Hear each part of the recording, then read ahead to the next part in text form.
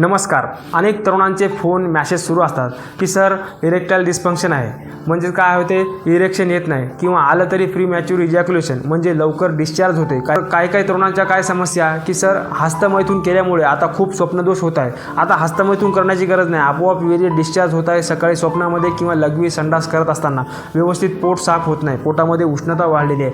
अशा कितीही समस्या असू द्यात, त्यावरती आपला घरगुती गावरान आयुर्वेदिक शक्तिवर्धक एक प्रयोग सांगणार आहे. नक्की घरी करून बघा.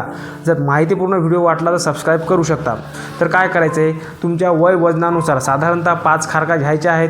त्या रात्री दुधामध्ये भिजू घालायच्या, सकाळी त्यातल्या बिया काढून टाकायचा आणि खारकाच्या वजना इतकं खडीसाखर किंवा औषधी साखर किंवा त्याला उमरावती साखर असे म्हणतात किंवा मिश्री धागेवाली यापैकी कोणतीही एक साखर घ्यायची, तिचं बारीक चूर्ण करून त्या दुधामध्ये टाकायचं आणि त्या गिलासभर दूध हे स्टीलच्या भांड्यामध्ये उकळायचं आणि उकळून जेव्हा त्या खारकांचा अर्क त्या दुधामध्ये उतरेल, अशा वेळेस ते गरम गरम गोड मिश्रीयुक्त दूध तुम्हाला सकाळी नाश्त्याला घ्यायचं आहे. त्याच्यानंतर 1 ते 1.5 तासापर्यंत म्हणजेच भूक लागेपर्यंत काहीही खायचं प्यायचं नाही, थोडंफार पाणी वगैरे पिऊ शकता आणि त्याच्यासोबत भरपूर देशी व्यायाम वगैरे करायचा, योगा प्राणायाम सूर्यनमस्कार हनुमान दंड या गोष्टीचा जर तुम्ही स्वीकार केला तर कोणाकडेही जाण्याची गरज नाही. घरच्या घरी तुम्ही या प्रयोगातून नीट होऊ शकता.